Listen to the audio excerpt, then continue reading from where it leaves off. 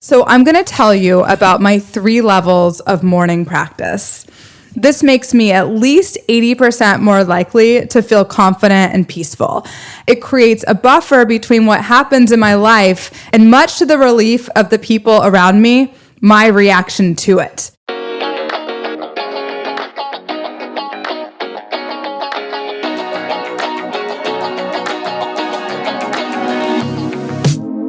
Welcome to Big Energy. I'm your host, Kassi Underwood, here to give you a dose of that good energy and talk with people who do it best. Each week, I bring you the knowledge we need to be the forces of nature we came here to be. Does anybody else wake up in the morning like you're coming out from underwater, like out of breath, sweating, answering texts and emails from under your covers like a phone-addicted, work-addicted lunatic? Then all throughout the day, it's like headaches, eye strain, no filter, and not in that unapologetic bad bitch good way, but in an anxious, what are they thinking of me? Did I say the right thing? I have no control over my own mind kind of way. I spent the day back then feeling like I was just trying to keep up. This was me before I had a morning practice. It's 15 years later now, and I have created a basic morning practice, the one that everybody told me would change my life, and I built up from there. So I'm going to tell you about my 3 levels of morning practice.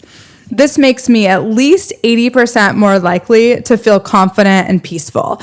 It creates a buffer between what happens in my life and, much to the relief of the people around me, my reaction to it. Level 1 is what I like to call the bare minimum. I genuinely believe that every person on the planet should be doing this. I don't check my cell phone, email, text messages, listen to podcasts, or allow any other input into my brain until I've done prayer and meditation. I do a prayer and a 1-minute meditation. What does this crazy lady mean by prayer? Did somebody just say prayer? Yeah, I did. Prayer completely transformed the way that I think. And I want to tell you about what I mean by it, because I know that religion has done a lot of damage, that we tend to think that prayer belongs to religion, which is complete bullshit. Prayer belongs to you. This is what I mean. I don't mean to pray to God unless you want to pray to God. I mean pray to whatever you want. The universe, the trees, the stars, the moon, Ruth Bader Ginsburg, Dolly Parton, Beyonce, whoever you want. I don't pray in like a Santa Claus bring me a bicycle kind of way. I pray like this. Please lift my thoughts to the highest plane. Please pull my head out of my ass so that I can think of others today. It's this paradox that by thinking of others, I'm better able to take care of myself. So level 1, that's the bare minimum. I do my prayer. I do my 1-minute meditation. The 1-minute meditation looks like this. I sit up straight, palms up or palms down on my thighs. I face a blank wall. I find a single point of focus on that wall. I rest my eyes there, and I simply focus on my breath for 1 minute. Do that in a prayer, and your life will change forever. It takes 1 minute and 15 seconds. I wouldn't dream of leaving the house without doing this. I wouldn't dream of putting you through interacting with me if I haven't prayed and meditated for at least 1 minute. Like, that would be inconsiderate of me. God bless my boyfriend who has to deal with me before I've had that time. But whatever the case, that's my bare minimum. Level 2 is prayer, 20-minute meditation, and spiritual reading. In my case, some pages out of my 12-step recovery book and a lesson from A Course in Miracles. For the uninitiated, A Course in Miracles is a 365-day workbook of meditations that gives you a psychological mind training that took me from batshit crazy to significantly less batshit crazy over the course of a year. I've been a student of this book for about 7 years. The way it works is it really trains your brain from a thought system based on fear that we're all born into, a thought system based on fear and scarcity, to a thought system based on love and abundance. Level 3, this is the best case scenario. This is my gourmet morning practice, the one people who work with me prioritize. And it is 2 hours in the morning of you and you having fun with yourself. This is before the children wake up or after the childcare is in place. And this is what it looks like. 2 luxurious hours. You make your bed. You lay all of your tools out on the bed. Meditation timer, notebook and pen, spiritual literature, healing crystal dildo. You've got your coffee, your water, your kombucha, whatever it is you like to drink. And you spend 2 hours meditating, manifesting, morning paging, masturbating. It is so witchy. My meditation and prayer practice feel a little formal, but after that, and that's like the first 20 minutes, but after that, it's just fun me time. Fun is my top priority right now. If it's not fun, it has no place in my life. So what I do is I sit there and I ask questions about my life and I receive answers that nobody else could have told me. So I could spend the day surveying people about what to do about my life and where should I go for dinner and what should I do for my business? What does my son need? Or I could just ask for answers and receive them. It's really that simple. It's very fun. And then I do my practice to release fears and relationship friction and limiting beliefs. I'll divinate with spiritual literature. And if you've never divinated, it's just basically opening to a random page in a spiritual text or any text. You can do it with a novel and see what it has to tell you. And then at the end of this 2 hours of doing whatever you want, just having a blast and a ball with all of your witchy tools, you come out feeling so full of yourself in the best way. You are ready to pour out. So here's how you schedule this. Everybody's like, great, but how do I do it? Well, the first thing is 1 minute and 15 seconds for level 1 is something everybody has. It just is something that everybody has. If somebody tells me they don't have a minute and 15 seconds, I have to say that's complete and utter bullshit that your mind made up. The truth is that there's not one person on this planet that doesn't have 1 minute and 15 seconds in the morning.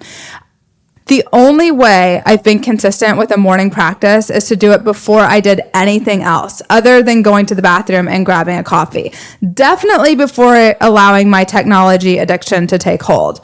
Doing a morning practice before I've engaged with the world practically renders it useless. And I've let myself be incredibly imperfect with it. It took me a while to get it in place. I'd have to do it and feel the good effects and then spend a week not doing it and feeling the horrible effects of anxiety and worrying about what other people thought of me and losing confidence and all that. And then I would get back on the wagon and do it again. But the simplest way is just not to let yourself leave the house before you've done this exercise. So if I got all the way to my front door and I was about to leave, I would drop to my knees, do my prayer, do my meditation, and then leave. I decided I'd rather be late, 1 minute and 15 seconds late, than show up not having done this practice, because I'm going to be so much better throughout the rest of the day if I've done 1 minute and 15 seconds of prayer and meditation. Let's say you have a 9-to-5 job and it's actually meeting right now in person somewhere. If you get all the way to your work, I used to go to the bathroom at work and close the toilet and sit on the toilet and do my 1 minute and 15 seconds on the toilet. And yeah, my coworkers were knocking on the door being like, what are you doing in there, Kassi? And eventually they were like, are you meditating in the bathroom again? I would be like, why, yes, I am. Who would like to join me? That's the 1 minute and 15 seconds. The 30-minute practice, that's where you got 20 minutes of meditation plus prayer and reading. That one takes a little bit more preparation. And this is simply how I do it. I build on the initial tool of not letting myself do anything else before I've done this practice. What that looked like was realizing that the amount of time that it took me to get ready in the morning was no longer 30 minutes to take a shower and put on my gobs of makeup, but it actually was a 1 hour morning routine. And 30 minutes of that would be my morning practice. So it takes me 1 hour to get ready before I do anything else throughout the day. And once that became my plan, I knew that if I scheduled something on the books with somebody at 11 a.m., I was going to need to wake up at 10 a.m. to have enough time. I just started making my morning routine 1 hour. Mentally, I just shifted it to include the time that it takes me to do my morning practice. I really make no excuses for myself. And trust me, I've tried. I've tested it. Most recently, when my son was about 2 years old, he went from having a nanny who would come to the house every morning and I could just hand him to her and go immediately to my meditation cushion to going to daycare. So suddenly I was rolling out of bed, dressing him, feeding him, wrestling his angry ass into the car and driving him to daycare. And on the way home, I would listen to music. I stop for a smoothie, have a 20-minute conversation with the smoothie bar owners who are my new best friends, stop by the bank, run errands, and I might as well start answering some emails and text messages. You get the gist. And then after a couple of hours of being poured into by other people's energy, the music and ads and text messages and tech, I would finally sit back down on my meditation cushion to do my morning practice. So I completely fell off my practice, justifying it by saying, won't the universe understand that I have to take my son to daycare? And within 2 weeks of this, I thought that I had postpartum anxiety and depression. I was like reporting it to people like it's finally happened. I know he's like 2, but it's happened. Now I have postpartum anxiety and depression. I felt completely scattered. I was on an emotional roller coaster. I was like a nightmare. I couldn't even get my work done. And it occurred to me that I'd kind of changed the game on myself. So I decided I had to find some way around the fact that I wasn't going to have 30 minutes with a 2-year-old to meditate and do my morning practice. So here's my new plan. I would wake up, do 1 minute of meditation, even if my son was slapping me in the face, which he 90% of the time was. So I do a prayer followed by a 1 minute of face slapping meditation. Then I'd get him all ready and I'd drive him to daycare, no music. Then I would go straight back home to my meditation cushion without looking at my phone or engaging with others. Within like a couple of days, I felt totally normal and relieved of my quote unquote postpartum anxiety and depression. Once I added in my initial level 1 practice before my level 2 practice if I couldn't get to it immediately. So lesson learned, I make it work regardless of what's going on. Now, how do you schedule in 2 luxurious hours alone in the morning? It's really, really simple. Number 1, it saves time.